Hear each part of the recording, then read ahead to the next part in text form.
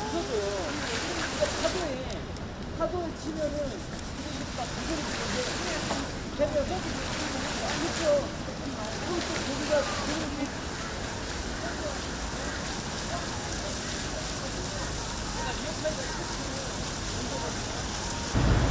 그러니까 해양 쓰레기가 이제 더 바발처럼 부서지고 이렇게 이런 상황인데도 그 누구 하나 또 말하는 사람도 없어요.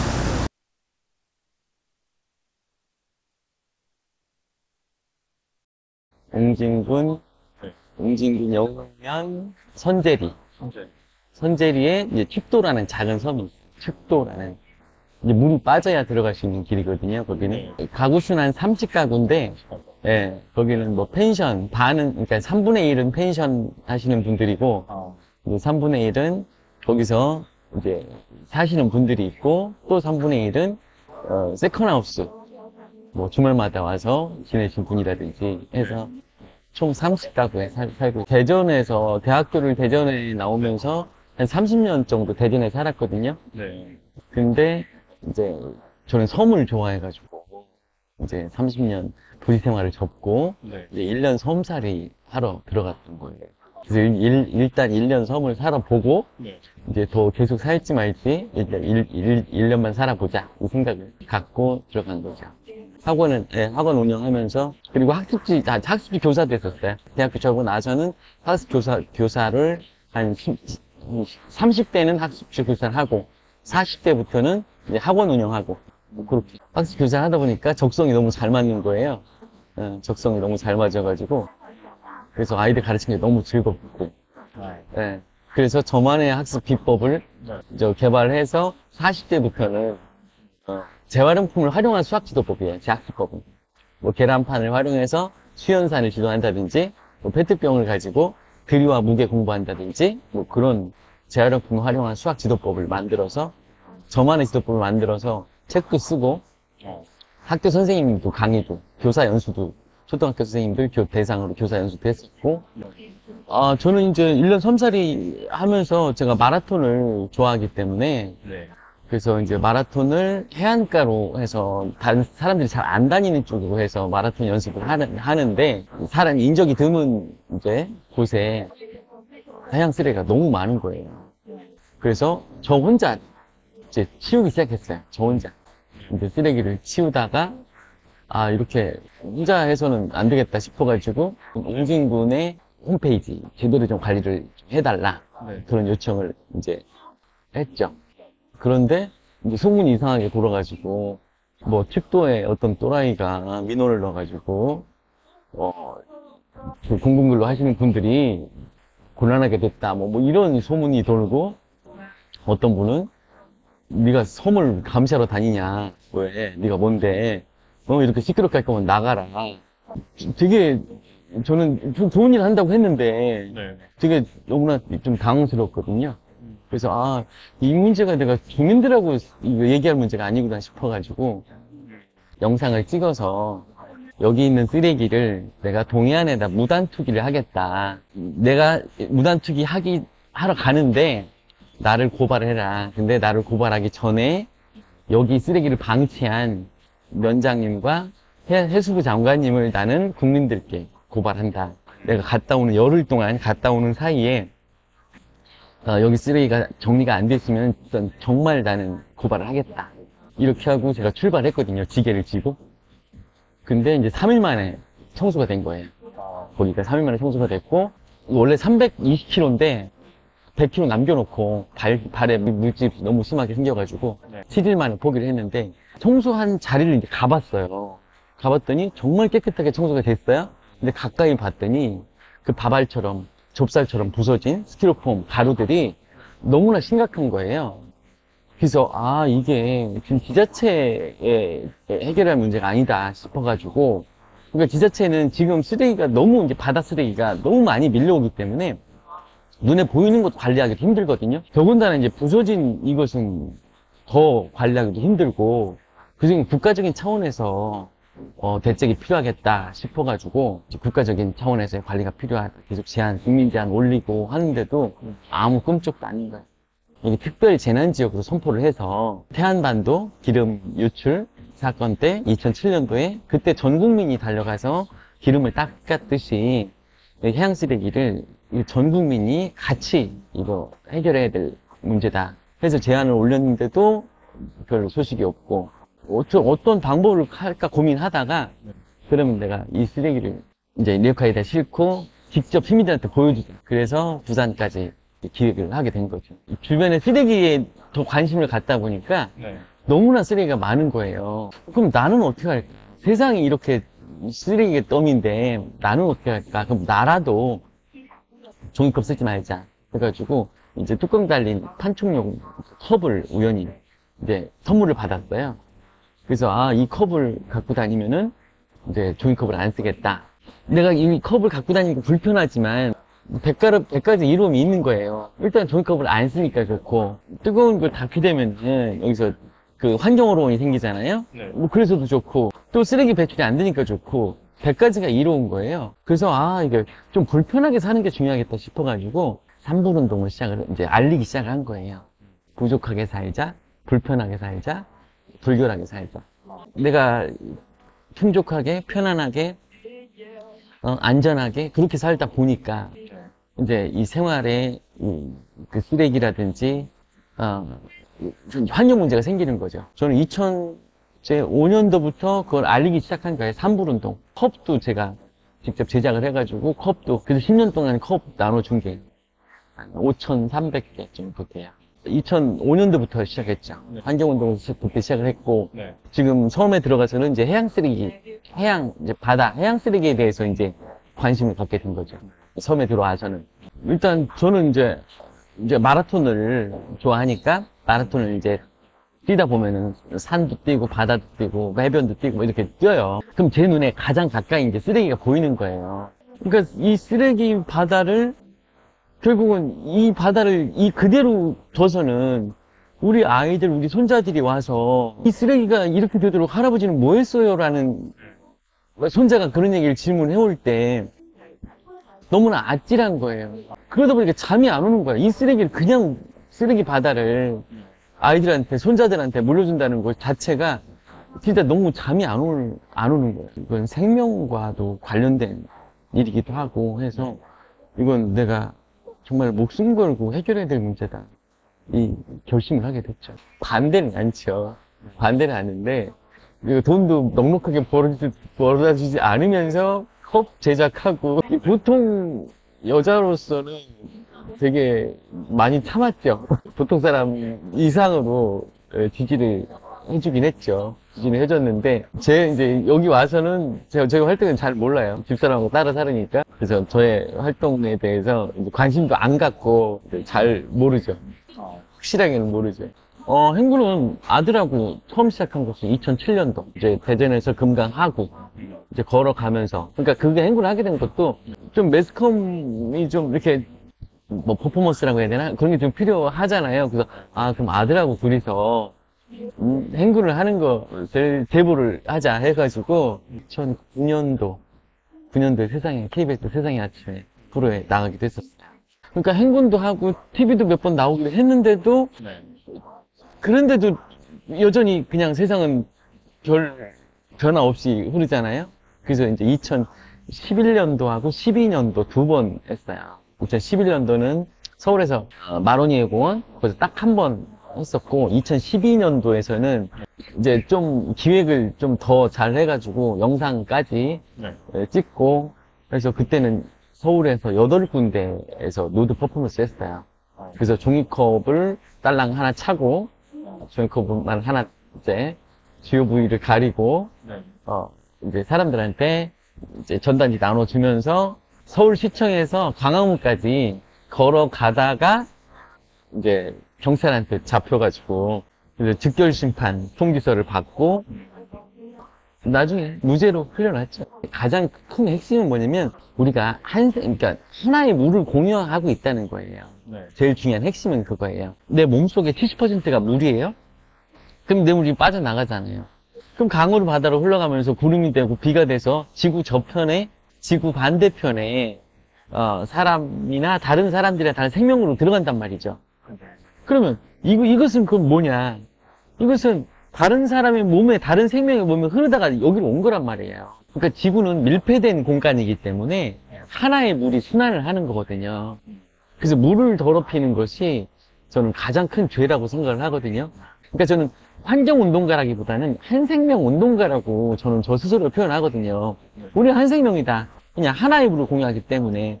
근데 그 간절함은 2005년도, 2004년도, 5년도 그때나 지금과 똑같아요. 더군다나 이제 바다에 가까이 또 있잖아요. 네. 그래서 해양 쓰레기를 보면서 그 간절함은 더 심해졌죠. 육지에 그냥 살 때 하고 또 다른 느낌으로.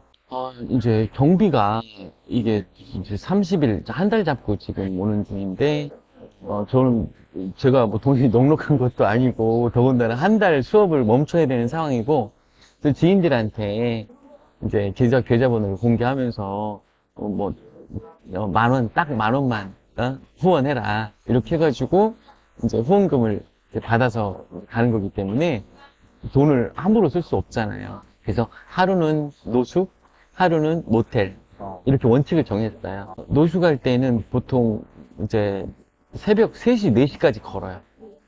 새벽 3시, 4시까지 걸으면서 정말 피곤하고 졸릴 때, 그때 이제 1인용 텐트를 이제 치거든요. 비라든지 뭐 이슬이라든지 안 닿게, 버스 정류장이라든지, 아니면 공원에 나무 밑이라든지, 그런데 이제 펼쳐놓고 자는 거죠. 육두 밑에, 다리 밑에, 뭐 이런데, 이제 노숙을 하는데, 막 차 소리가 너무 시끄러우니까, 그러니까 새벽 한 3시쯤 잠들거든요? 새벽 3시, 4시 잠들면, 한 7시쯤에 깨지는 거예요. 그러니까 2-3시간 자고 깨지는 거예요. 그럼 또 일어나서 걷는 거예요.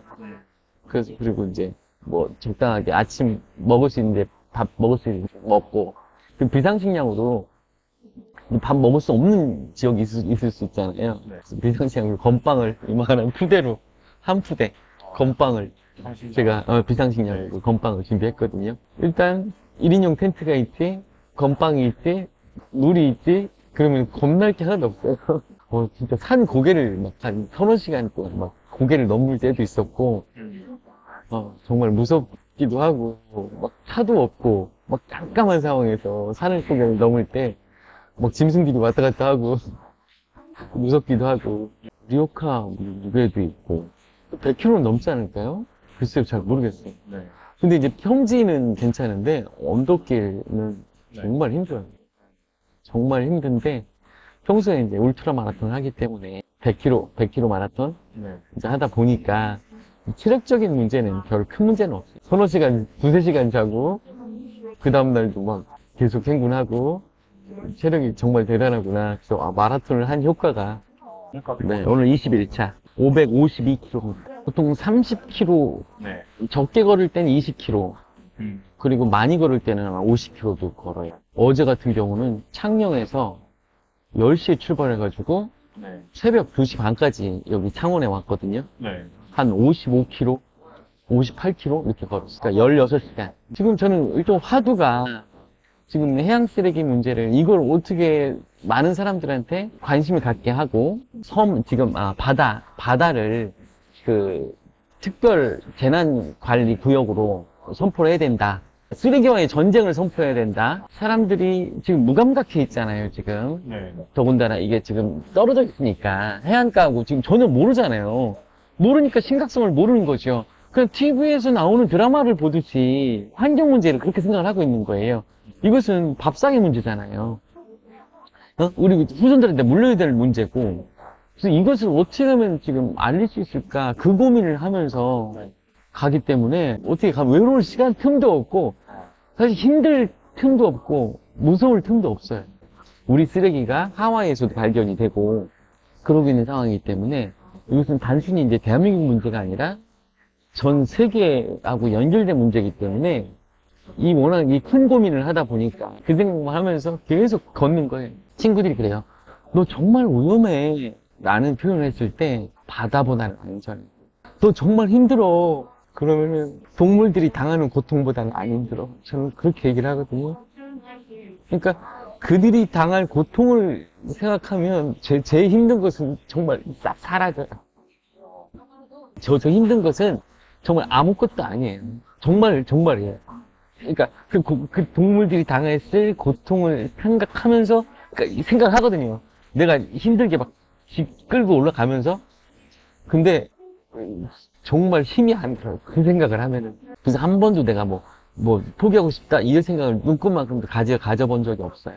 힘들었던 것은 제가 이제 시민들한테 이제 많이 사람 많이 공원에다 펼쳐놓고 시민들한테 보여주고 했을 때 외면하고 가는 모습을, 그거 제일 힘들었고, 가장 기쁠 때는 언제냐면은 식당 같은 데 가잖아요. 식당 가서 밥을 먹고 저게 뭐냐, 왜 리오가 저걸 끌고 다니냐 이렇게 물어봤을 때 제가 얘기를 하잖아요.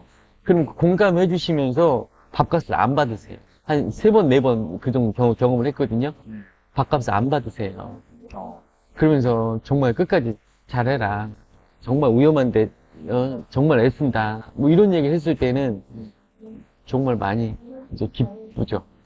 그리고 지나가면서 제가 전단지 나눠드리고 하니까 즉석에서 돈을 입금을 해주시는 분도 있었고, 그런 분도 있었고, 그리고 대구에서 식당 하시는 아주머니도 이제 밥을 먹었는데 그냥 밥을 먹고 있는데 바로 입금을 해주시더라고요. 그런 분들을 뵐 때마다 너무 이제 감사하고, 기대보다 훨씬 못 미치죠. 제가 오면서 그 매스컴에 한 10군데 이상 매스컴에 제보도 한 15군데 했을 거예요. 제보했는데도 불구하고 아무데도 연락이 없었고, 그 시민들도 100명이라면 9명, 아니 90명은 그냥 외면하고 관심 없이 지나가고. 저는 이제 기대는 했죠. 이렇게 진짜 힘든 일을 하는데, 제가 기대한 것은 이렇게 힘들게 가는데 매스컴에서 어느 정도 좀 반응을 관심 갖고, 만약에 대전이라면 대전 KBS, 뭐 대구라면 대구 KBS, 뭐 지방 이게 좀 관심을 가져주지 않을까? 그런 기대를 했었어요. 매스컴에 일단 나오면 많은 사람들 노출되니까 어떤 공감대가 형성이 되고, 그걸 이제 기대했었죠. 그걸 기대했는데, 이렇게 싸늘할 줄은 몰랐어요. 그러니까 시민들도, 그렇죠. 이렇게 힘들게 오고 했는데, 그러니까 자기 일 외에는 관심이 없다는 거죠. 그러니까 당장 자기의 닥친 문제 아니면은 공동의 문제에 대해서 별로 관심이 없는 거죠. 이렇게 반응이 차가울 수가 있을까 싶을 정도로 제가 참 놀랐어요. 이게 바다에 미세 플라스틱을 유발시키는 문제잖아요. 그건 이제 물고기들이 먹게 되는 거고, 그리고 그 물고기를 사람이 먹게 되는 거잖아요. 그래서 지금 우리가 일주일 동안에 그 신용카드 한 장 분량의 플라스틱을 먹는다고 그런 통계가 있거든요. 그러니까 지금 우리 생명에 직결되는 문제이기 때문에, 그래서 해양 쓰레기 문제가 환경 문제 중에서도 가장 시급한 문제라고 저는 생각을 해요. 근데 너무나 이렇게 무관심하다는 것이 저는 정말 놀라울 정도로 놀랐어요. 일단 매스컴에서는 전국적으로 그 태안반도 기름 유출 그때처럼 전국적으로 더 알려야 되고, 시민들은 이제 여름이 되니까 이제 해변에 많이 가잖아요. 해변에 갔을 때 쓰레기부터 주워야 된다는 거죠. 쓰레기부터 줍고 내가 뭐 바다를 뭐 즐기든지 그렇게 저는 해야 된다고 생각을 해요.